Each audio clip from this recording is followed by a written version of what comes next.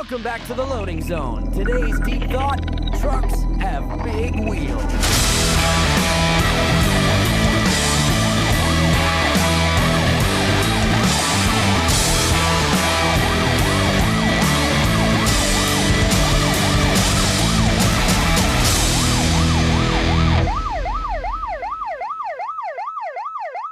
We're not hemorrhaging trucks. We're hemorrhaging people. And here's the part nobody wants to admit. Drivers don't quit trucks. They quit bad dispatch, broken promises, unpaid time, and everybody acting shocked when another driver walks out the door. Maybe trucking doesn't have a recruiting problem. Maybe it has a keeping people problem. And today, we're going to talk about that damn leak.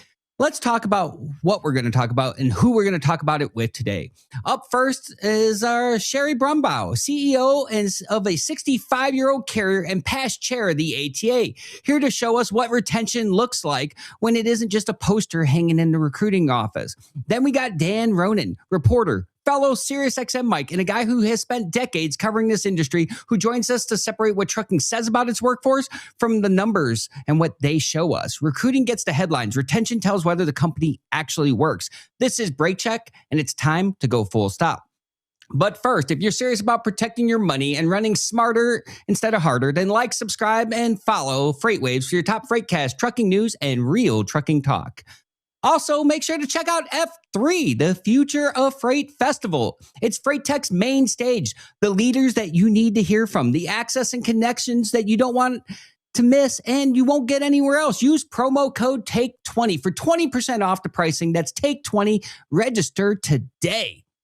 Now, listen, all of that's fine. All of that's fun. All of that is stuff you need to check out. But also, let's check out what's happening in the news. Obviously, enforcement is being talked about, and it's not exactly going anywhere. Check this out. Out. American patriots are in. Goodbye, goodbye, goodbye. You were bigger than the whole sky. You were more than just a short time. And I've got a lot to pine about. I've got a lot to live without. I'm never gonna meet what could have been, would have been, what should have been you. Now, there's been other updates regarding this, like this one from USDOT. It was a policy of the last administration to allow for unqualified foreign drivers to get behind the wheel of a truck. Those days are over. Working on trucks, got my CDL, started driving trucks. You used to drive a truck. I did. So you've got experience both driving a truck and also being on the enforcement side. Correct. What would be nice to do as a driver and also as a law enforcement professional? They've never had to sit there while a fire department cuts a baby out of the car with the baby screaming. They've never seen it because there's a semi that just smashed right in the back. Safety has to be the foundation. Correct. The driver and the motor carrier.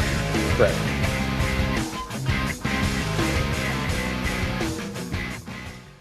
Now, one of the questions everyone's been asking is, where are the drivers going once they get pulled off the road? Well, I have a couple ideas. See about this. Netflix placed a real person inside a fully furnished makeshift living room built into a billboard overlooking Sunset Boulevard as a promotional stunt for the thriller movie, The Last. Netflix paid the performer $75,000 to live inside the billboard for 3 days. He moved in Thursday night and is expected to stay through Saturday. According to onlookers, he's been keeping things pretty real up there, wearing pajamas and a robe, sipping coffee from a mug, and occasionally scribbling on a whiteboard to interact with people gathered on the street below. Right under the living room window, in bold black letters, it reads, "How long can you survive?" which works as the movie's tagline, but honestly also feels like it's asking the guy stuck up there. A few things remain unclear though. Can he actually use a bathroom? How's he getting fed? When someone asked if he'd gotten any sleep, he just replied, no. The one silver lining, there's AC installed inside, so at least he's not baking in the LA heat. Unsurprisingly, the internet had a field day with this. In a city where rent is absurdly high, living rent-free in a loft suspended above traffic on Sunset actually doesn't sound half bad. As one commenter joked, "Can I apply for this job? Have you seen rent prices lately? What do you think about this billboard stunt? Drop your thoughts in the comments." Now, what's unique about that is they were talking about bathroom access, food. I think if you were trucking for any amount of time, you had those same questions. So what better transition than to live in a billboard? But we're also talking about pathways in trucking. Let's talk about pathways. They get out of the truck, they go into the Netflix billboard. Where else could they go? I have a couple ideas. Let's talk about professional development. Maybe they can wind up like this guy right here. Yeah. I mean, look, there's room to grow in the billboard business. And so I'm just saying, instead of causing havoc on our road, maybe go live in a billboard and, be on the display for everyone else. But listen, that's what's happening out in the news today. We got a lot of stuff happening out there. We're going to talk about a lot of things that are pressing. Today, we're talking about recruiting. We're talking about retention. We're talking about the normalization of 90% or greater turnover and why that exists and what you can do to combat that. So we're going to hop right into it. But first, we're going to go to a message from our sponsors over at 10th Street. Do you want to grow your fleet but get buried by paperwork, slow hiring processes, and outdated systems, all while struggling to comply with changing safety regulations? Enter 10th Street, the all-in-one platform that simplifies driver lifecycle management by bringing marketing, recruiting, onboarding, safety, and retention together in one place. Sign up for a demo today.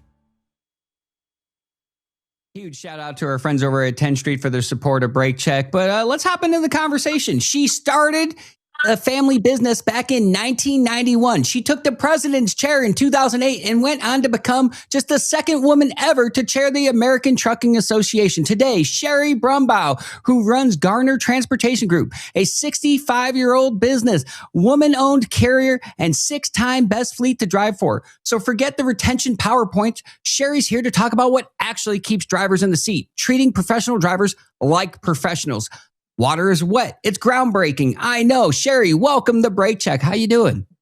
Pretty good. I have technical difficulties today, but when you're traveling, you just got to go with it, right? I know all too well. But the show must go on, and I'm glad you made it. And I appreciate you taking the time. Yeah. Your staff's great. They're dealing with a baby boomer. Honestly, when you're talking at like 10 a.m. in the morning, I think we all can have our boomer moments at that time. Yeah, I need like 3 cups of coffee before I'm ready for any of that stuff. I get it. Good to you. Just one correction. 10 years consecutive best fleets to drive for. Ooh, 10 years. Congrats on that. Yeah. 3-year Hall of Famer. We love that. We appreciate that work. Yeah. I think we're going to have to hop in and talk about that, though, because there's things you do to get that.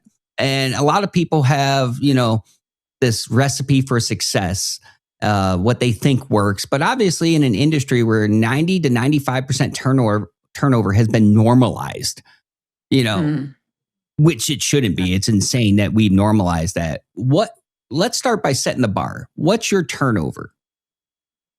We're in the 60, and we don't like that. That's pretty high for us. We're usually in the 40 percentile. That's something that is well below industry standard in the truckload segment, especially dry van. But it's a number we don't like. Well, I think that says something when you have an organization that's well below everyone else and it's still not good enough. There's room for improvement. That means you're looking in the mirror and saying, what do we need to do better? And so let's talk about that. What do you think people are doing wrong, or maybe what you're doing differently that allows you to be well below everyone else? I always try to start with the positive, then we'll go to the negative. The positive is, I think, our secret sauce. We're asked often, what is your secret sauce at Garner? And I think it's listening. You have to listen to your drivers. I'll say on any given day, a driver can tell me what's good about my business or what's bad about my business. So you have to listen. But give me a perfect trucking company. Is there a perfect trucking company out there? And is there a perfect business? It is trucking. It's hard work. It's just listening to your drivers, what works for them, being flexible. We're a smaller trucking company, so we have that advantage. We can be flexible. If something's not working, we can change. And you make those changes based on good feedback. So you have to listen. That, and I've got a truck. I'm not going to apologize for anybody that has the ability or the credentials, the certifications to drive a truck. You are able-bodied and you are talented, drive a truck. and drive it well, and you'll be rewarded for it. And you should be rewarded for it.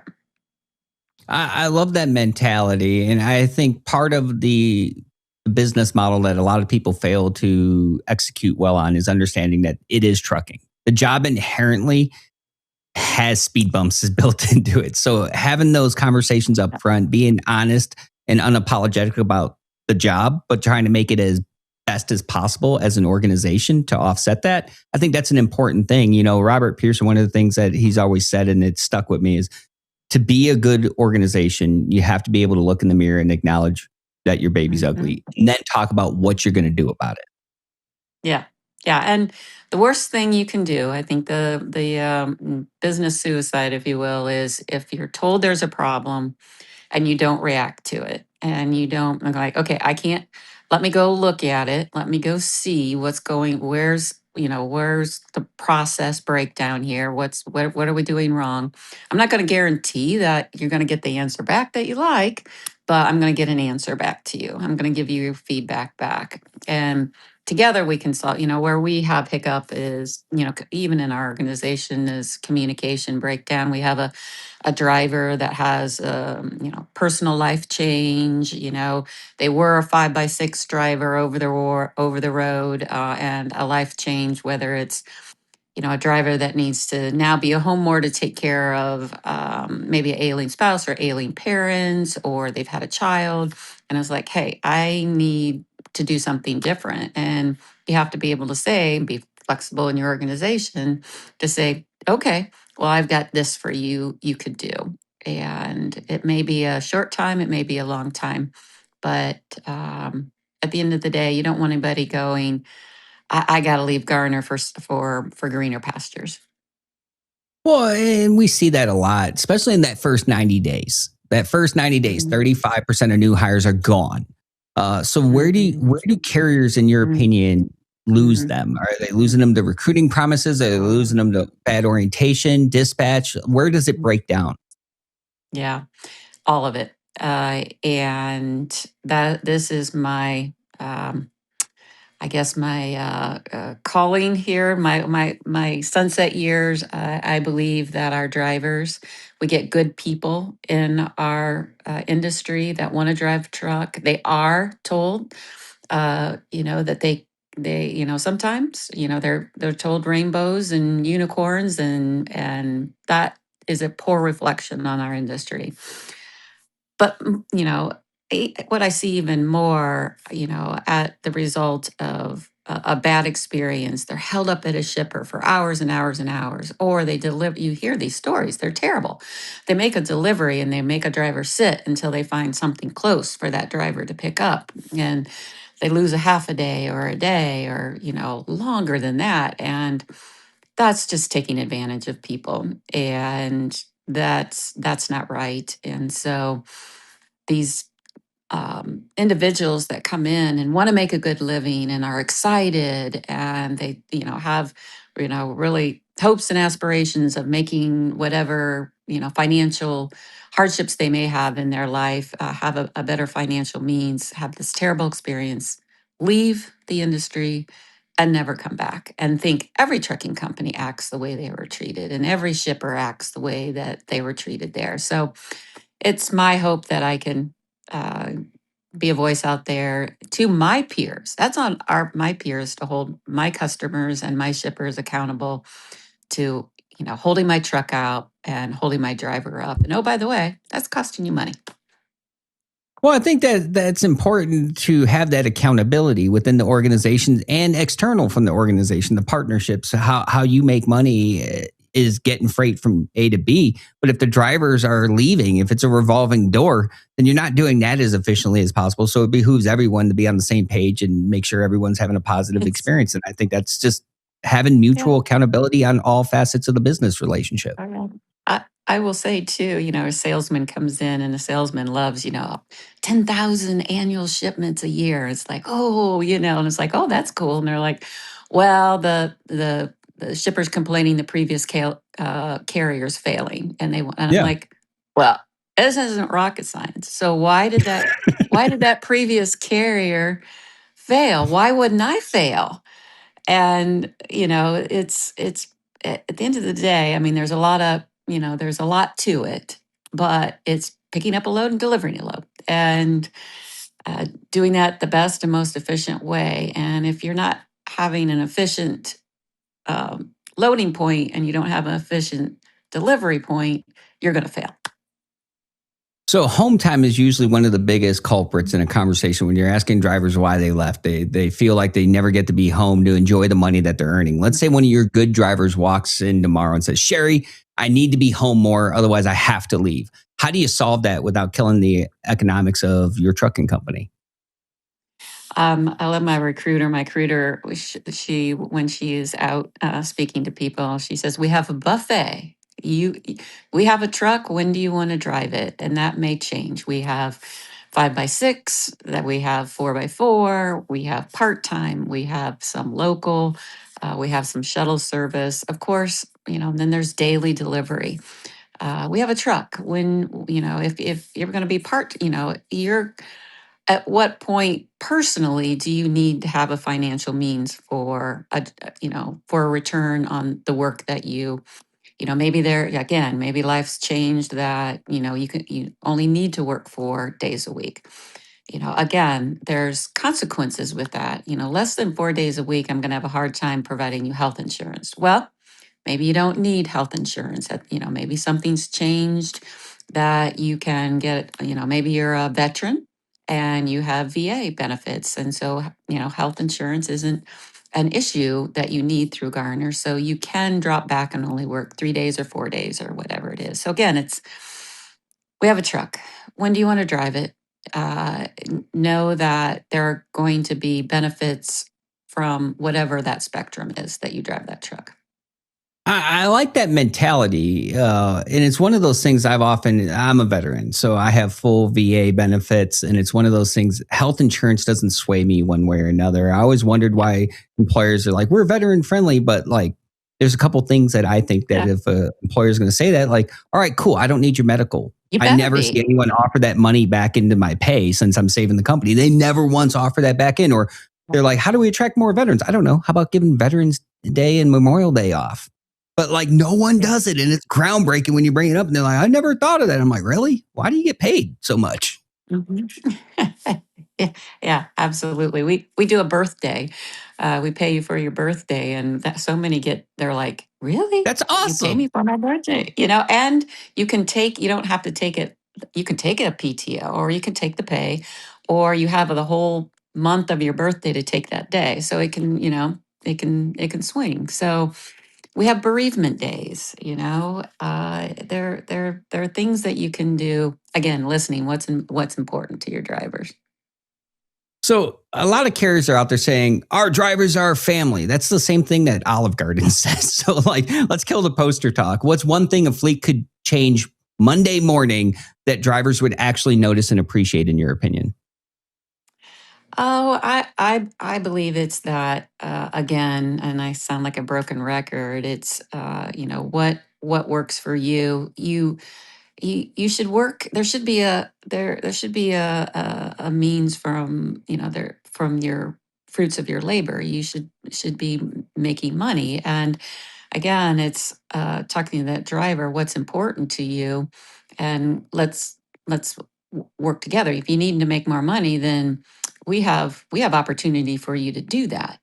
If you need to be home, when do you need to be home? Can you start on Tuesday instead of Monday? Can you start on Monday instead of Sunday? What's your life? What's going on in your life? Where we break down is our drivers don't share with us what they need. And oh, by the way, you better walk through the door and know a driver's name.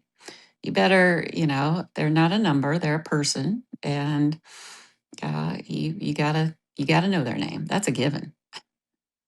I think that's an interesting concept, though. Like just the overall layout over at your organization, like you have built this smorgasbord of depending on what your goals are, we have different options for you. And I think that's one thing a lot of companies fail to do. Their operation is the way their operation is, and they don't account for people have different levels of interest. Someone might be perfectly fine with staying out 3 to 4 weeks at a time, but there's other people that have families and they want to be home for their kids' life. And so you omit all of them from possibility of working for you when you have that solid structure. Now, we've seen some companies find a lot of success going to those hybrid models, having those different variations, manufactured home times, to your earlier quote, 4-on-4, 3-and-5, whatever it might be, the rotation, having those options allows you to tap in the driver markets that others might not even be able to throw their hat in because they just don't have them. But it is one of those things where I'm sure there's a CFO somewhere that's like, retention and options like that cost us money. So help me make the business case for all those CFOs out there that are saying it's impossible to focus on retention and recruiting and set up your operation like that. Why does this pay?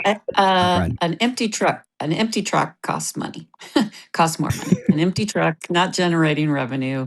At the end of the day, we got to make money, and an empty truck sitting against the fence doesn't make money.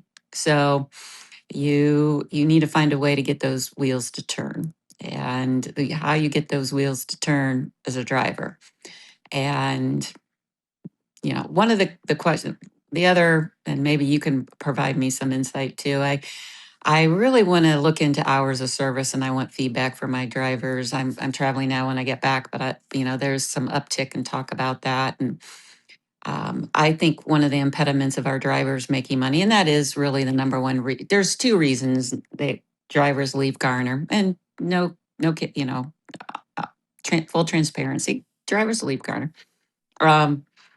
Is home time and money, and the grass seems to be always greener. But hours of service, I think that's holding back our industry from drivers making money. I'm looking at two options that, like, eliminating the 11-hour, with that, but have a 14-hour clock, but eliminating the 11, and then still doing the 8-hour, 30-minute break, or is it keep the 11 and no 30-minute break, right? So there's a lot of options out there, and I'm going to start surveying my drivers and trying to get some feedback from them. We're a regional carrier, so it is a little different, but hours are hours. And you look at our trucks, they're machines. There's a human behind the wheel, but we are the most inefficient industry, really, for our drivers, for our business, and for our customers. So I'm going to be listening into you and what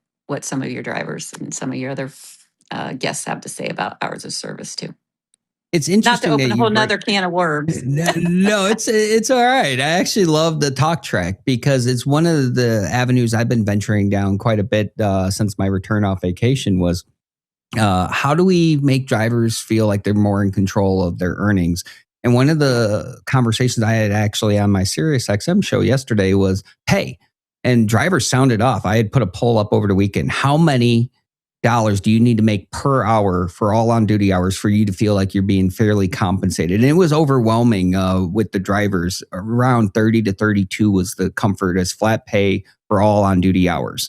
But there was also several conversations that came in on air that were about a hybrid. Hey, pay me $20 an hour for all on duty time and then pay me 20 cents a mile. That way you still have your mileage incentive to know I'm driving. And then I know the things I can't control, I'm being paid for.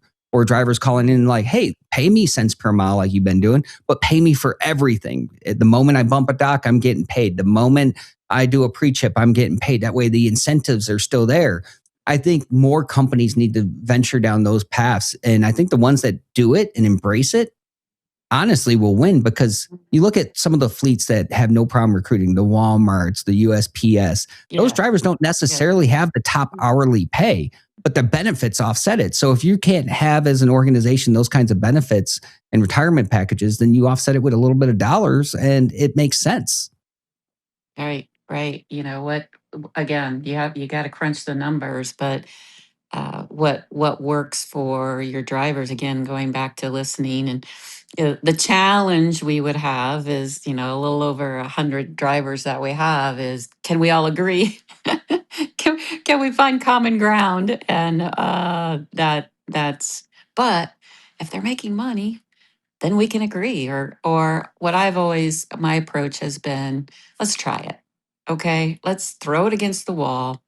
If it doesn't stick, then we'll, it failed. Hopefully, it not too much at our expense or your expense, but let's try something. And I've always had at Garner a group of drivers before we, like make this is I guess another tip and trick, secret sauce. Before we've put something into a process, a policy, or a procedure, we've always had a group of volunteers, of drivers that have said, "Hey, bounce this off at us. Let us try it."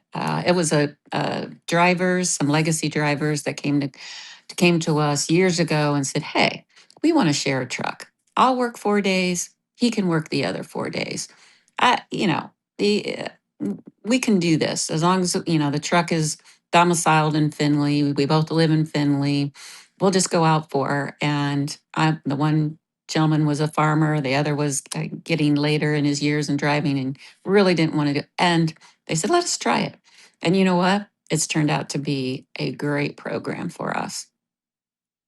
Now, having that mindset, having those kind of open-ended conversations with your staff, that has allowed you to be in business as long as you guys have and find success to the measurements that you have found them. One of those successes is 10-time best fleet to drive for. Yeah. 10-time best fleet to drive for. Now, and being a former driver, I look at that like, oh, cool trophy. What measurement do you as executive make off of that? Like, what's that mean to you, and how do you decide where next you need to put your attention to keep that momentum going?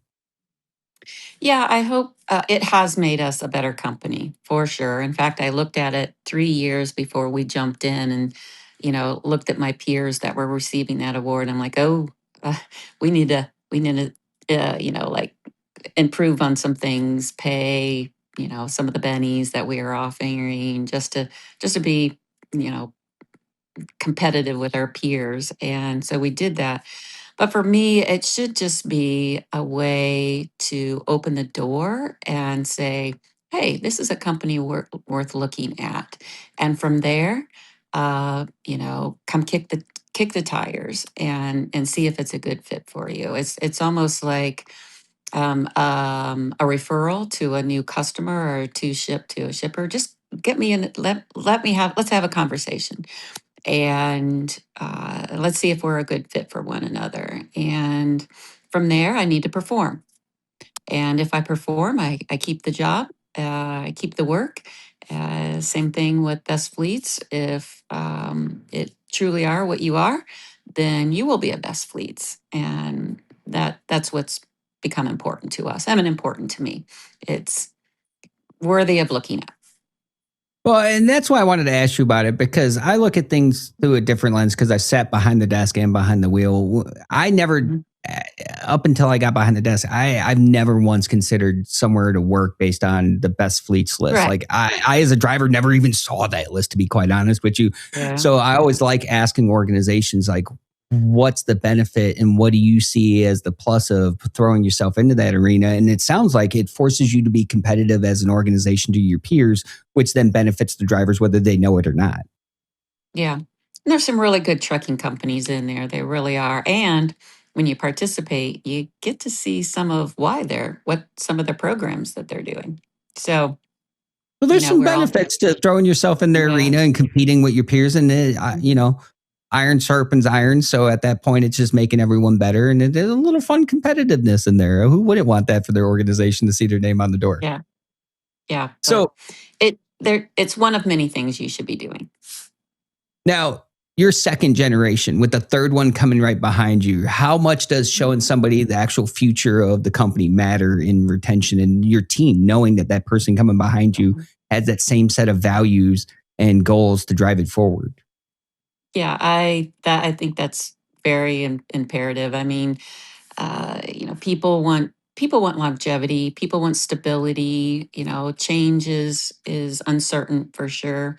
But having my son involved, the best way of keeping Garner's doors going and the Garner's wheels turning is keeping it in the family business. And so many recognize that. They like working for a smaller business, small to medium sized business, and and know that there's a plan. When I lost my father, 2007, my mom and I stood in front of our folks and said, "We're we're rolling," because you know, they thought, my mom wouldn't run the business. She'd been somewhat involved in the business, and I was kind of in the background really, and they were like, "What's going to happen, Jean? My mom's Jean. She's going to sell it." And we literally stood up in front of everybody and said, "We're going to give it a go. We're going to give it a shot. Doors are staying open, wheels are turning." And you gotta say that in front of people too. So by having been involved, is like, this is a plan. We're going to get third generation, lest the wheels fall off on this thing. Where we have a plan for. To move forward. I love that. Now, one of And the I was going to say, and we've got a fourth generation. Ben has a son, daughter, and well, they're a already middle lined up daughter. for after that. Yeah, the daughter, the 3-year-old. I don't know if the 5-year-old will run the company, but the 3-year-old will, because she's running the household right now. I love that. And I think it's important to have that family buy-in. I know like my yeah. family's all about trucking, and I came up in a trucking family. So I can appreciate that. Now, you and I had our first conversation when you were on my Sirius show. And one of the things I learned about you is your involvement with the ATA. And anyone that knows me knows I'm not exactly the president of the ATA fan club. So I want to try to connect the dots there. I think with your perspective and experience, maybe you can help me understand a couple things. So in your experience, how does such a large disconnect exist between as many drivers exist in the world and small carriers and the ATA's initiatives? Like, why is there such a large disconnect? Well, they have a large, membership from very, very large carriers to small carriers. Interestingly, as 80% of their membership, if not probably, maybe it's dropped in this environment that we are. I don't know the latest numbers, but 80% of their membership are smaller carriers, and that would be more like myself. Those five truck operations to uh, you know some independents, but mostly large carrier. And I've tried to stay in the game just to say I have a voice. It's just not large carrier. It's we all are regulated the same. We have some exemptions with certainly agricultural and those kinds of things. But at the end of the day, we all are regulated the same. And I don't want to be in Washington. I have no inclination to be in Washington, to be in that swamp. But somebody needs to be. Somebody needs to be our voice. And so it's just staying engaged with them to make sure they represent my It's voice. holding them They don't, accountable for your voice as yeah, well. yeah. And if you're not at the table, then they're gonna represent something that you don't value.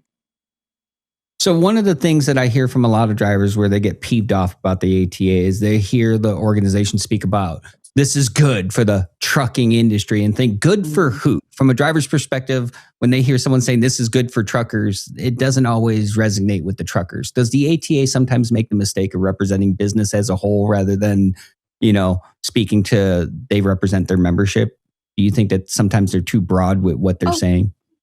Oh, sure. I agree with that. It's the same thing that you could probably say, even in my organization, I have to represent 80, I have to represent the majority that I possibly can.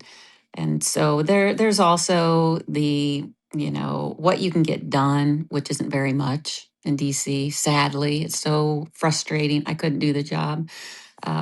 There's just so little you can get done. So there's this last one, and I had to, because we talked about it when I was, when I was chair, about the veterans and making a big deal about, veterans. This has been a policy for a long, long time that It's not new. easy It's lipstick on a is pig. not new. It's not new. And, God love Trump for finding that, that sliver of something to talk about. Anytime that you can be positive in the news for trucking industry, I'm for it. So kudos to that. but it's been around for a long time. Our problem is, okay, you're going to go serve in Afghanistan or did Desert Storm for 6 months, and then you're going to come and be gone from home, right? And then you're going to come home and be And be gone gone, again. Yeah, to a 90% to 95% turnover company. My problem with that, and I'm glad you brought that up because you and I talked about that briefly. My big problem with that is when you start talking about throwing my fellow veterans into a recruiting ad and you're feeding them to the big carriers that have 90 to 95% or greater turnover, I have a problem with that. When you talk about expediting their training, the one job does not translate to the other. The operation of the vehicle is the same. The conditions are completely different. Their variables are completely different. The job is completely different. I would much rather see a carrier throw them a bunch of money so they can sustain themselves through the entirety of the training like everyone else and then set them up for success rather than make them the next accident poster or headline that's going to happen. That's right. Yeah, that. And I'd rather see them give carriers like you with good turnover, those drivers, and give you enough of a stipend to offset the cost of hiring those lower experienced people. I know. And it's like, oh, they're well trained. Well, yeah, they should For be. the military. they're disciplined, they're very disciplined. And I have found going out there with the flip-flop mafia, they're probably not trained for that. Yeah, they're very the veterans that I've had and do have. My driver of the year right now is an Army veteran, and he's so dependable, and those are the qualities we need in our drivers. But beyond that, it should be a stepping stone to maybe a dispatcher or like just what part of inside your operation can they be, but. And then you look at the percentage, what the small percentage of them have their CDL in their military life. There's a small, that population is very small. It's political theater. We both agree on that. It's political theater, and it could be so much more if people actually gave a shit. Yeah. It could be so much more. Yeah. I would agree with you. I would be thrilled to see them funneling them to an organization. One of the things I actually posted on social media about this was I would be more impressed if you gave some sort of tax credit to offset the cost and funnel them to organizations that only qualified based on their retention. And I even lobbied to the Department of Labor that I want to see the tax credit go away from hiring altogether and align it with retention. Reward the carriers for keeping them. I don't care how many veterans or how many individuals you hired. Reward them for retaining them. Mm-hmm. Mm-hmm. Absolutely. How are they being treated? Absolutely. Absolutely. I agree with you. My hard stop question for you is: you're sitting across from a truck driver right now who believes trucking doesn't represent their interest. And they look at you and say, Sherri, why should I believe anyone gives a damn about what happens to me as a truck driver? What's your short and simple answer to them? Well, however you were treated, that you think that's going to stop it, Garner. I don't know what experience made you feel that way. I'm apologetic for that.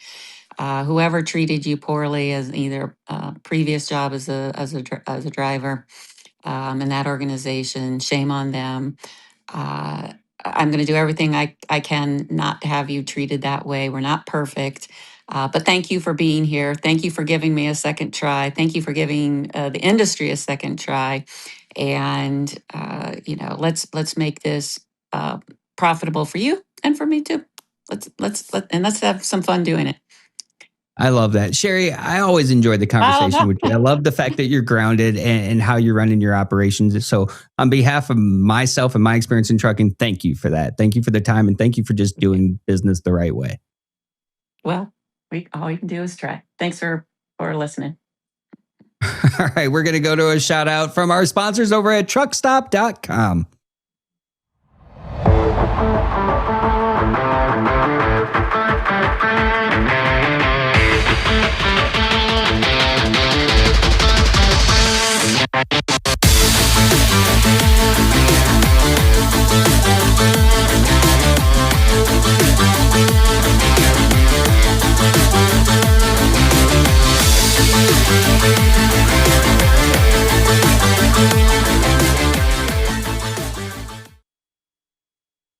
All right, we're back. Shout out to our friends over at truckstop.com. Up next, though, I'm bringing someone that's been behind the microphone for 5 decades, starting in radio just at 14 years old. Today, Dan Ronan is my fellow SiriusXM Road Dog truck and radio host, and he's host of On the Move with Dan Ronan. More importantly, he's watched trucking boom, bust, recover, and somehow make the same damn mistakes over and over again, and everyone think that it's new. And every week, he hears directly from people living with those mistakes, the professional drivers. So forget the resume. Dan's here to help us figure out what the retention numbers are really telling us, what drivers are really feeling, and if anyone's getting the message. Dan, how you doing, bud? I'm all right. Good to see you. Thanks for being with us. Yeah, it's nice to have you over here on this side. Welcome to this side. There's video. Fun to be here. So, Dan, you got tons of experience out there. You've been in the industry, talking about the industry for a long time. A carrier says our turnover is down. I say down from what? What number actually tells us whether they're keeping drivers or they're just benefiting from the current market? Well, it's kind of like what universities use when they rate how many freshmen make it to sophomore year. I mean, they're always shooting for 75, 80%. If we use the numbers that we hear in the trucking industry of turnover of 80, 90%, then that's a failure.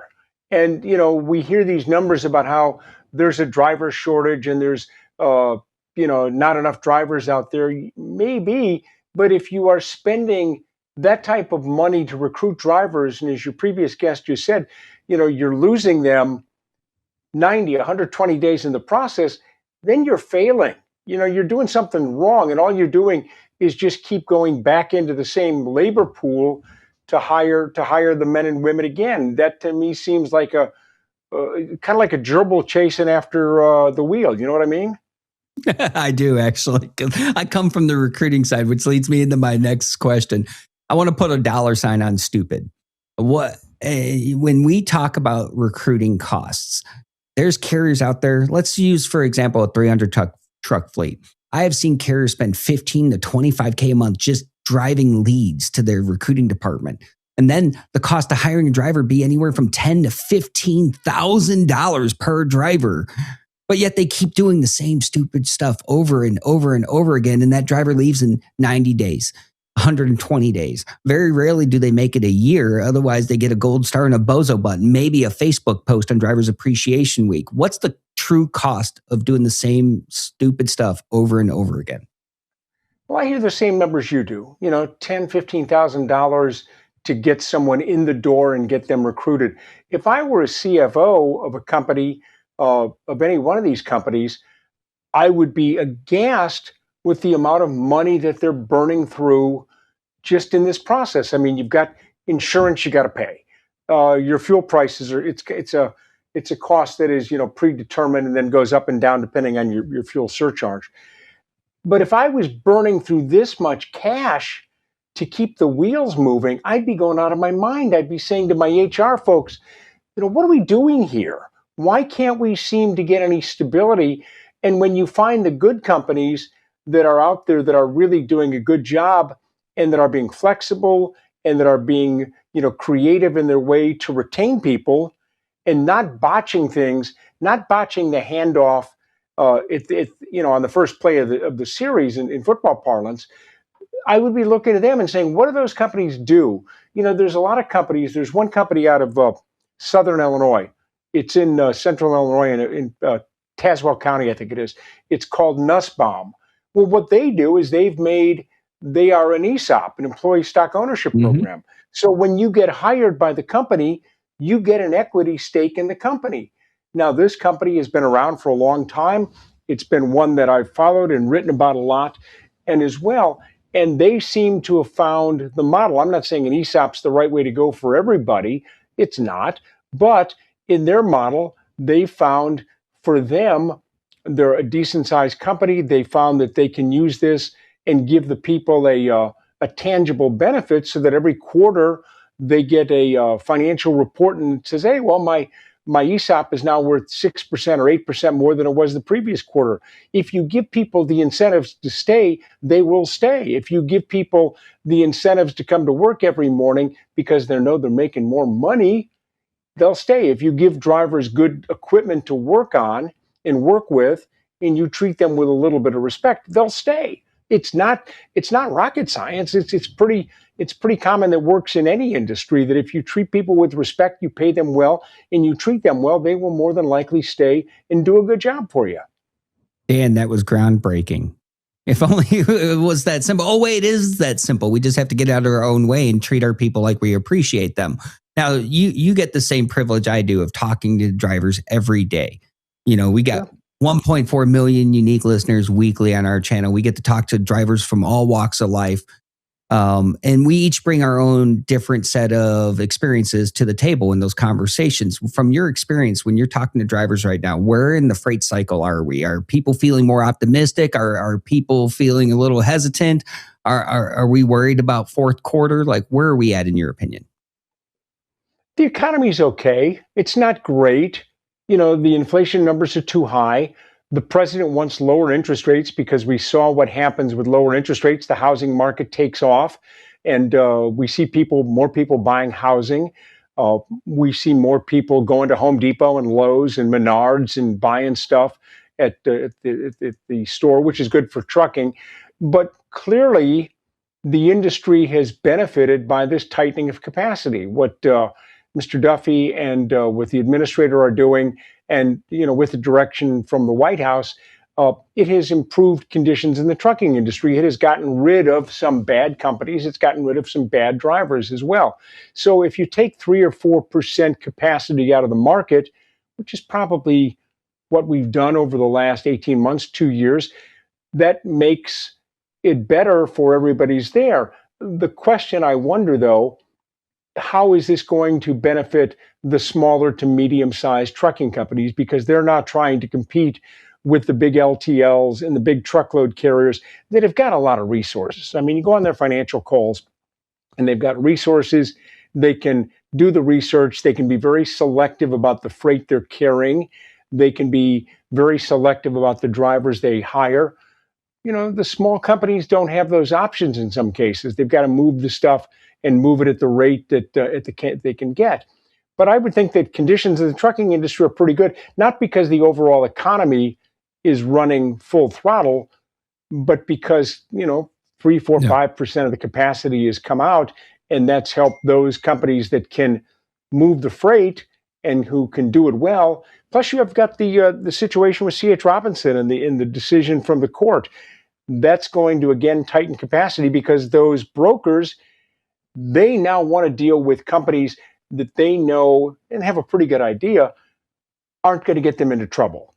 They don't want to hire companies that are sketchy because they don't want to have what happened to them 3 weeks ago in Dallas County, where a jury comes down with an advisory verdict for $604 million. They don't want to be looking at that bill because it may be it's not going to be $604 million. Okay, we understand that. However, it's going to be a big number, and the insurance company is going to take a gigantic haircut. It's not going to be 604, but it's going to be substantial. So you don't want to be that company. You don't want to be that operator. Well, and I think that leads me right into my next discussion with you. We're going to follow the money for a little bit. Are small carriers experiencing that another market correction, or are they just changing how they can afford to operate a trucking company? Because volume hasn't dramatically improved. The rates have due to the driver capacity crunch. What are you seeing, and where should they be allocating their efforts and resources? You talk to a lot of these folks. I would spend as much money as I can on making my operation as efficient as possible. And when I say efficient, I don't mean, because your previous guest just pointed out, she said the trucking industry is an incredibly inefficient operation. We backhaul, we deadhead empty loads. Why do we do that? Why do we go to Boise, Idaho on a 1,500-mile trip and then go back to Columbia, South Carolina with an empty truck? That doesn't make a lot of sense. I would work on getting my operation as efficient as possible, but efficiency doesn't mean treating people with disrespect or, cutting and cutting your way to profitability. I'm a big believer that you never cut your way to profitability. You make yourself more efficient by spending money on things that are worthwhile long-term investments. New trucks. Yeah. You get a truck that gets 9 miles to the gallon fuel efficiency as compared to 6. Well, guess what? You've increased your fuel efficiency by about 30%. That means your fuel bill is now gone from X thousands of dollars to X thousands of dollars minus 30. That's efficiency. You increase your efficiency by retaining drivers. If you're flushing away $10,000, $12,000 a month per driver, and you can only hold on to said driver for 6 months and then they leave for another carrier, well, guess what? You've just washed $10,000 down the toilet. That doesn't make a lot of sense. So you need to be efficient with your money. You need to be frugal with your money, but you need to be smart. And I don't need to tell trucking operators how to run their operations, but you hear a lot about them, and they, in some respects, they just keep making many of the same respects over and over again. That becomes problematic. So you and I get the privilege of talking to the largest, most engaged driver audience in the nation. We talk to them every week. We get to hear all kinds of different perspectives. What are drivers most pissed about right now? And what would you want every boardroom across America to be listening to and hearing? I still get the feeling that a lot of drivers, especially the older drivers who are on the road, feel as though there's a disconnect between them and some of the younger drivers, as was just disparagingly said a little while ago, the flip-flop crowd.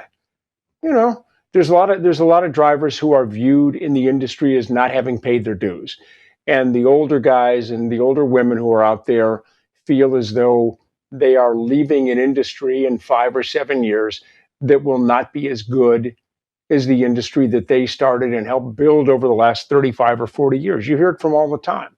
You know, there's that lack of camaraderie at the truck stops. There's that fact that the business is so busy that you don't have time to sit down and have ham and eggs and a cup of coffee with some driver and sit and just BS with them for a while, talk with them, get to know them for a while. You may not talk to them again for 6 months, but there's that lack of connection.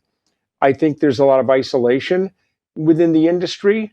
There's certainly a lot of mental health problems within the industry that's untreated.